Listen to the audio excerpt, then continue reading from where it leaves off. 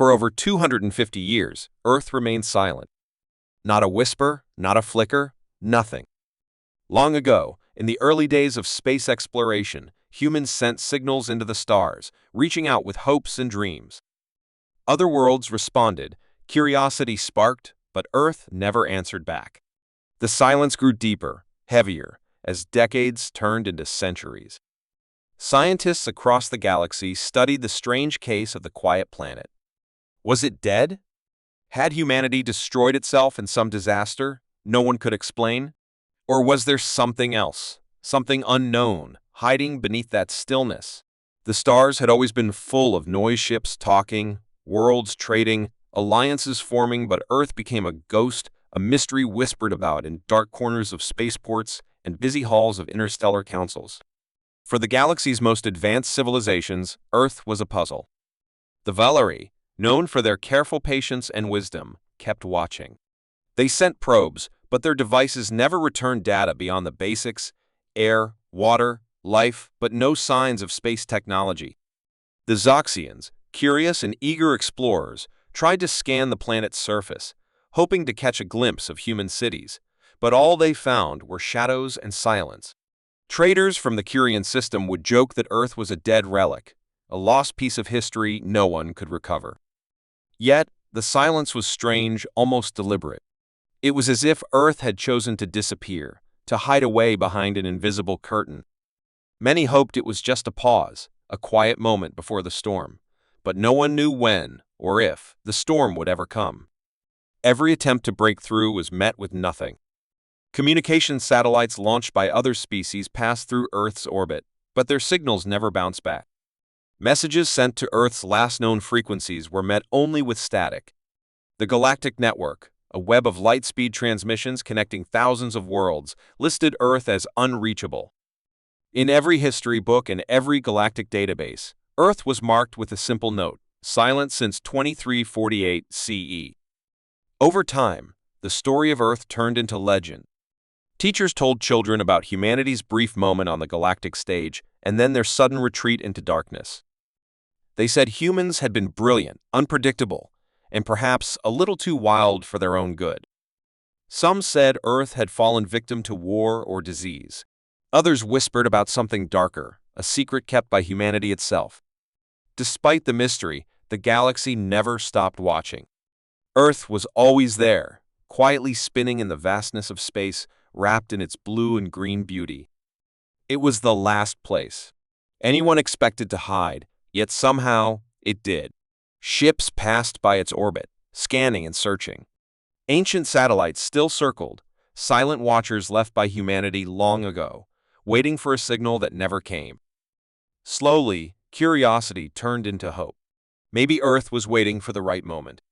Maybe humanity was growing, changing, preparing for something no one could guess. Then, on the 250th anniversary of Earth's last known transmission, the silence broke. Without warning, a single message appeared on every major galactic communication channel. It was simple and clear: "We're ready now." The words were brief, but their meaning was vast. Across thousands of light years, diplomats and scientists stopped what they were doing. The message wasn't just a signal, it was a key, unlocking a mystery that had held the galaxy in suspense for centuries. The ancient satellites that had long hovered in quiet orbit suddenly lit up. Communication relays, buried beneath oceans and deserts, activated. Earth was no longer silent. Alien stations picked up the message and immediately relayed it to their homeworlds. The Curian traders sent urgent requests for more information. The Valeri scholars debated the meaning behind the words. The Zoxians prepared their explorers. For the first time in generations, Earth was back in the conversation. The galaxy buzzed with questions. What had humans been doing all this time? Why had they stayed silent? And most importantly, what did "we're ready now" really mean? At the Galactic Assembly, where representatives from countless worlds met to discuss peace and progress, the atmosphere shifted. The Earth mystery, once a distant echo, became the center of attention. High Envoy Thressa of the Keltari was assigned a special mission. She was known for her calm judgment and sharp intellect. Her orders were clear: find Earth, establish contact, and learn what humanity had become. Thresa's ship, the Illyrian Reach, was equipped with the best technology available. Its sensors were tuned to detect even the faintest signs of life or activity. As the ship approached the solar system, all eyes inside the galactic network watched. But what Thresa found was unexpected. Earth was not just alive, it was hidden. A powerful shield blocked all scans and visual contact. The planet's usual blue glow was dimmed, as if wrapped in a veil of silence once more. The crew strained to understand the technology behind this shield. How had humans managed such a feat? More puzzling was the fact that the shield was not just for defense, it was a statement. Earth was choosing who could see it and who could not. As Thresa prepared to respond, the atmosphere above Earth changed again. A massive structure, unseen until that moment, appeared in orbit. It shimmered into view like a ghost, a station unlike any the galaxy had known before. Its shape was both familiar and strange, organic curves mixed with precise machinery, glowing with a calm light that seemed alive. This was no mere space station. It was a sign that humanity had evolved beyond what anyone could imagine. The long silence was not a retreat into weakness, but a transformation into something new. Thresa's heart raced as she realized the weight of what she was witnessing. The silence of Earth had been broken, but in a way that no one expected. The galaxy was about to meet humanity again, not as children or legends, but as equals. And whatever came next would change everything. The quiet planet, lost for centuries, had been holding a secret. Now, that secret was ready to be shared. As the Illyrian Reach hung silently in orbit around Earth, the crew could barely believe what they were witnessing. For centuries, this planet had been a closed book, a locked door in the galaxy's great library of light. Now, suddenly, that door was beginning to open. The vast space station, the one that had just appeared from nowhere, was not just a structure, but a statement, a beacon of unexpected strength and sophistication. Its glowing surface pulsed with life, and strange symbols flickered across its hull, written in a language that even the ship's advanced translators struggled to interpret fully. The crew watched as smaller ships emerged from hidden bays within the station, moving gracefully in patterns that suggested careful choreography rather than chaos. The silence of Earth was over, but what came next was unknown, unpredictable, and full of potential danger. High Envoy Thresa, standing on the bridge, felt the weight of centuries of mystery resting on her shoulders. She knew that the first contact with humanity in so long could either open a new chapter of peace or deepen old fears and suspicions. The stakes were higher than anyone could imagine. Without delay, Thresa sent a carefully crafted message using the universal greetings known across the galaxy. The transmission was polite, open, and full of hope, expressing the Assembly's desire to meet and learn. The response, when it came, was surprisingly quick. Earth's station acknowledged the message with a warmth that surprised everyone on board the Illyrian Reach. No hostility, no hesitation, just a clear, respectful invitation to send a delegation for face-to-face talks. It was unlike anything the galaxy had expected from a species so long silent. As the Illyrian Reach prepared to send a landing party, the station began to change. Large segments of its surface shifted like puzzle pieces, creating openings and docking bays for the alien ship. It was clear that Earth was ready, and it was waiting. When the landing party arrived on the station, they found themselves in a world unlike any other. The interior was a blend of organic and mechanical designs, smooth walls that seemed to breathe softly, glowing panels that responded to touch with gentle light, and corridors that curved and stretched in ways that challenged the mind's understanding of space.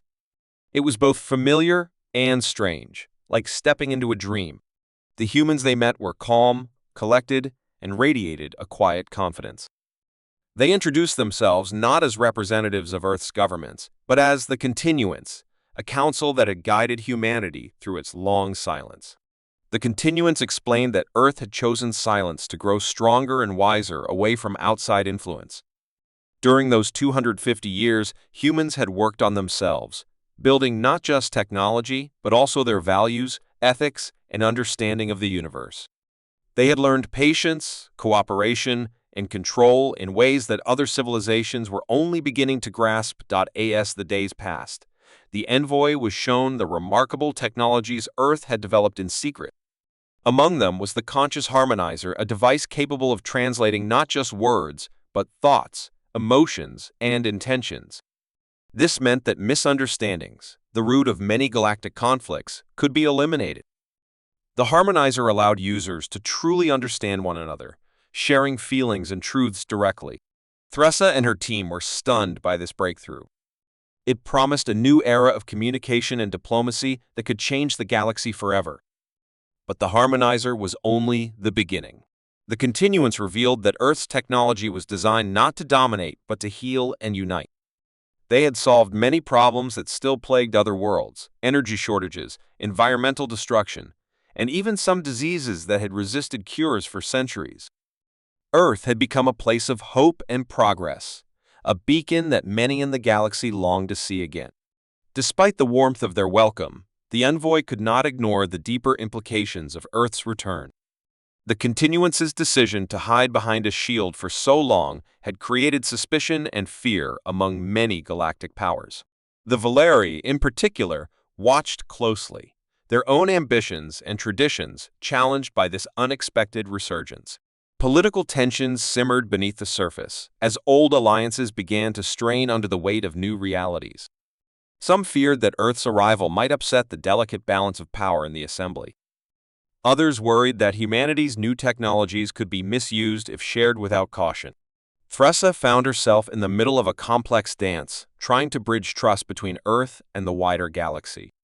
She realized that this mission was not just about discovery, but about diplomacy and careful negotiation.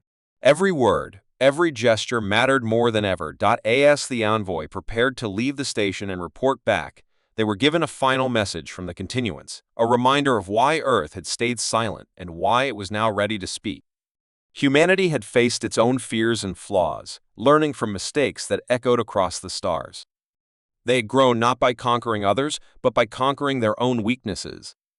Now, they offered a choice to the galaxy: join them in a future built on understanding and cooperation, or remain trapped in old patterns of fear and conflict.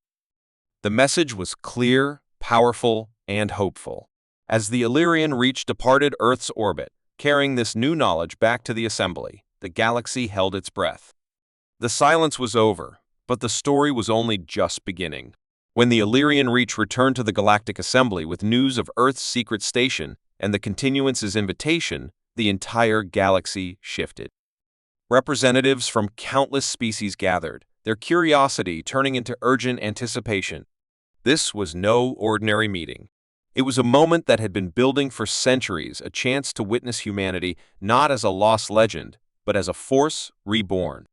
The Assembly's Grand Hall, usually a place of routine debate and negotiation, buzzed with excitement and uncertainty. Delegates whispered among themselves, their conversations filled with speculation. What had humans become after 250 years of silence? Would they be friend or threat?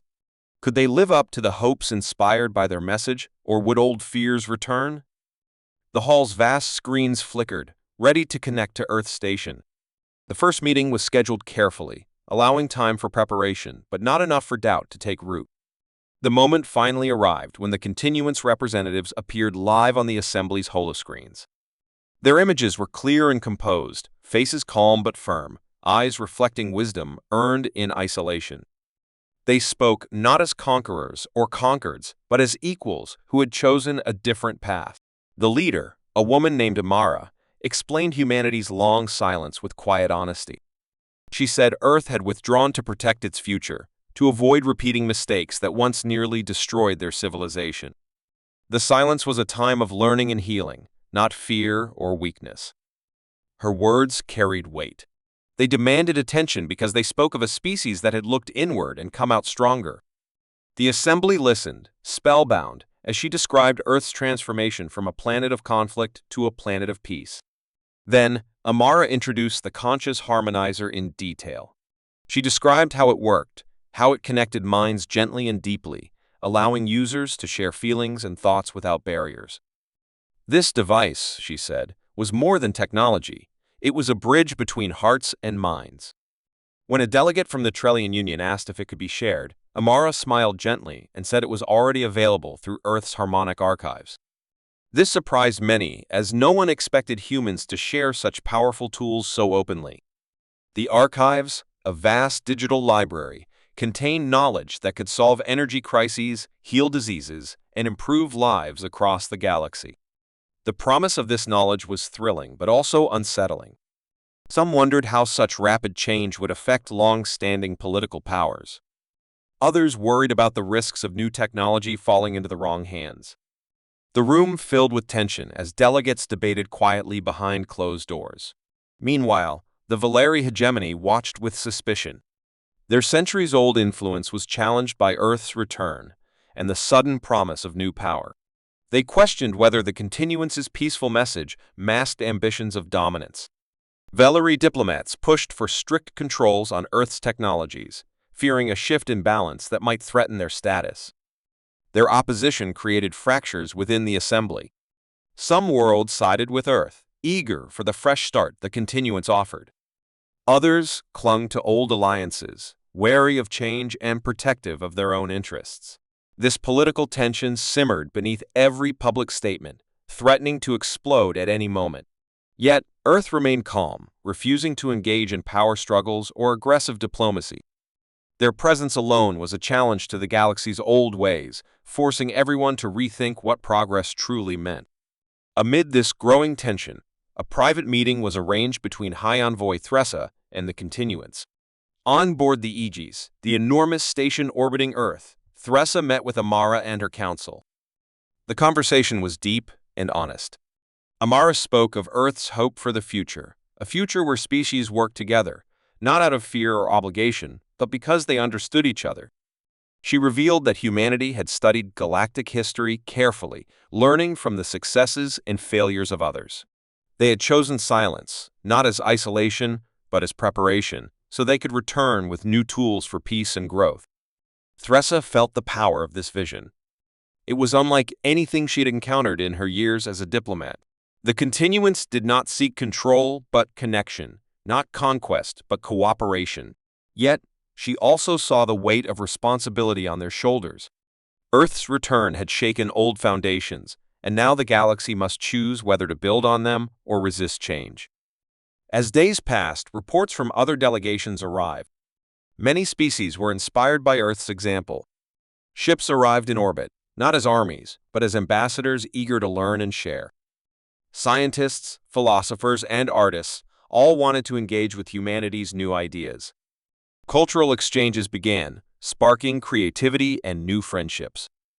The once quiet star system became a hub of activity and hope. But tensions remained. Secret meetings, whispered alliances, and strategic moves showed that not all welcomed the change. Some powerful factions feared losing influence and worked quietly to undermine Earth's message. The assembly was becoming a battleground not of weapons, but of ideas and influence. In this struggle, the future of the galaxy hung in the balance. Then, unexpectedly, the continuance made a bold proposal. They offered to host the first intergalactic symposium of Concord, a gathering where all species could meet on neutral ground to discuss the future openly and peacefully. The event would be held not on Earth, but aboard a newly built station designed and constructed together with alien partners using Earth's and galactic technologies. This idea amazed many and frightened others. It was an invitation to face the future together, to break down walls of fear and suspicion. The symposium promised not just talks but a real chance to build a new era of cooperation and understanding.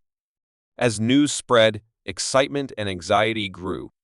This was the opportunity the galaxy had waited centuries for, but it also carried risks.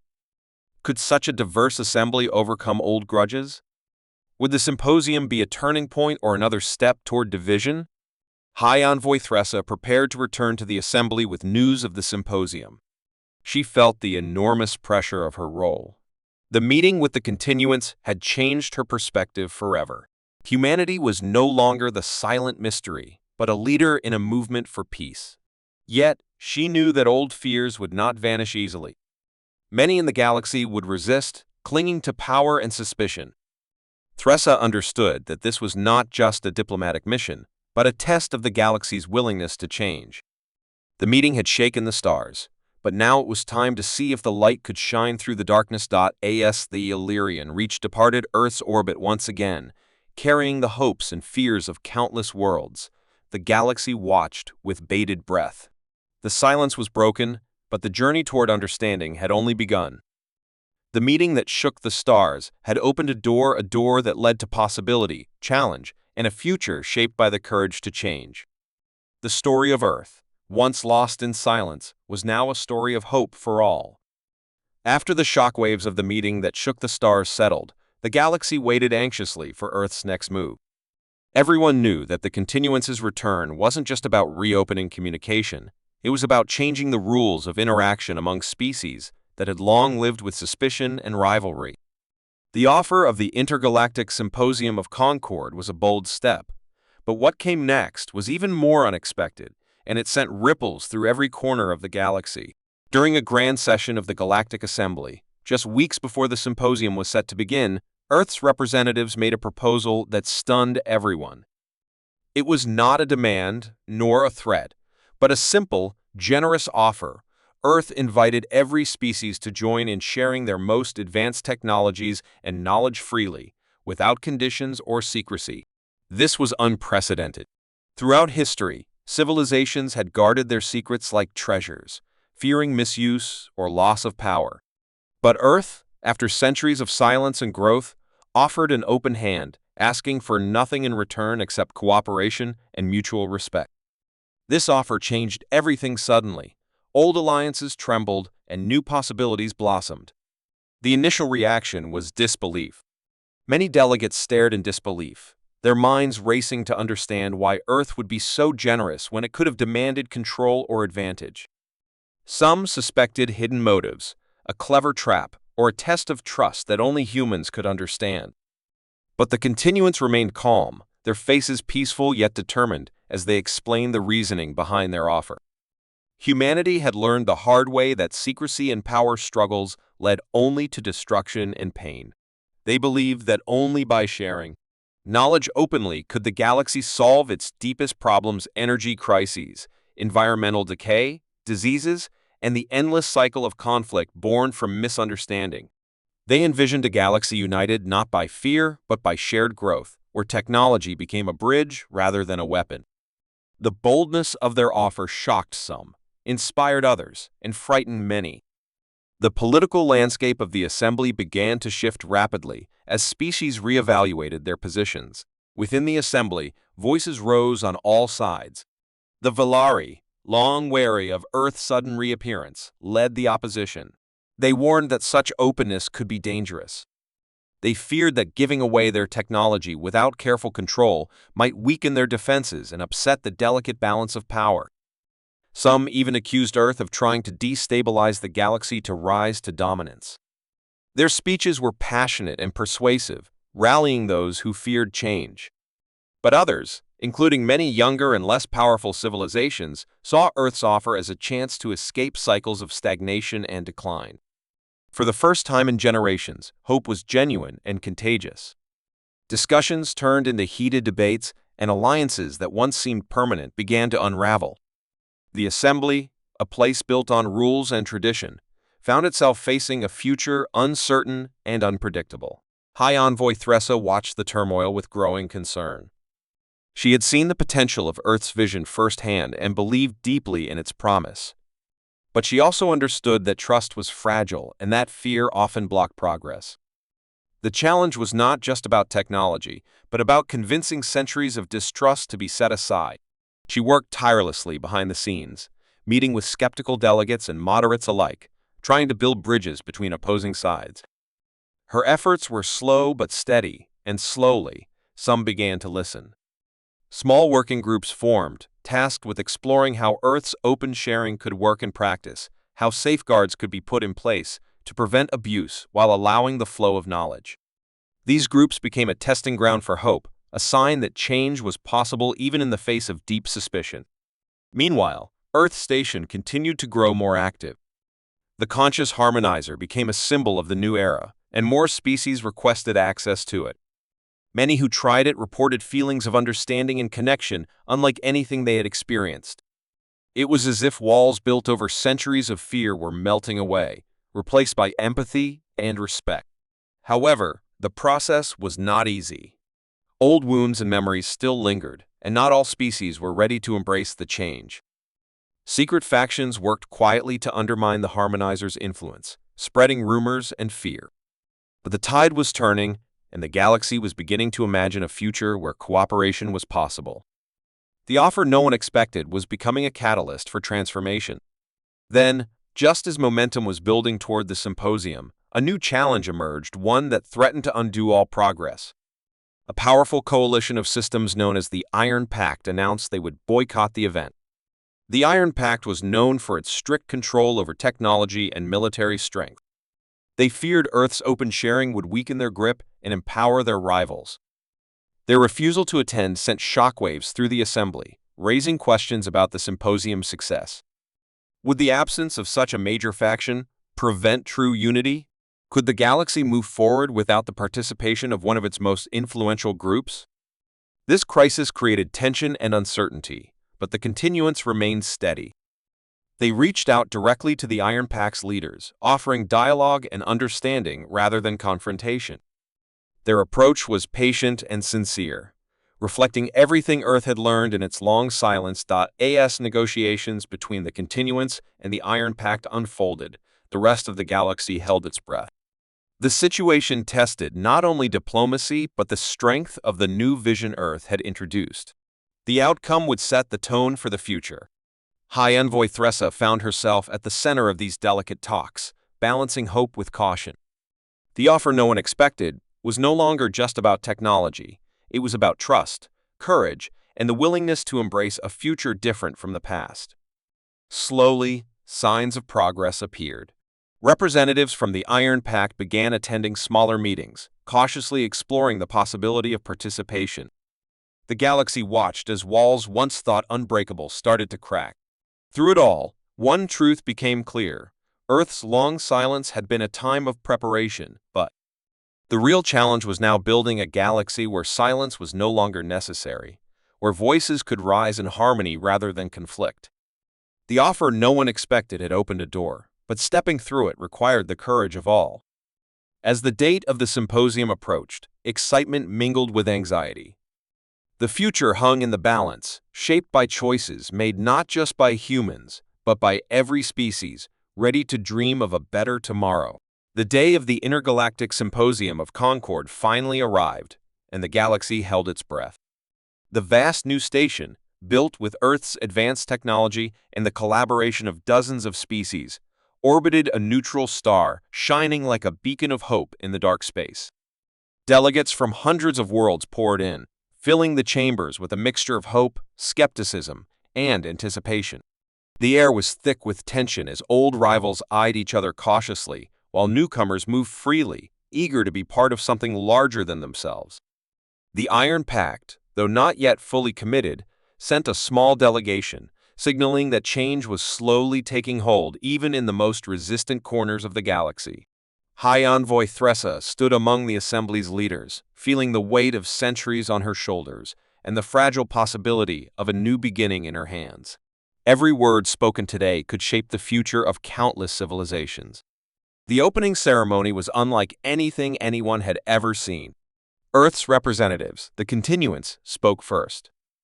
Their leader, Amara, greeted the crowd not with grand promises, but with a call for humility and courage. She reminded everyone that no species was perfect, and that the galaxy's history was full of mistakes born from fear and misunderstanding.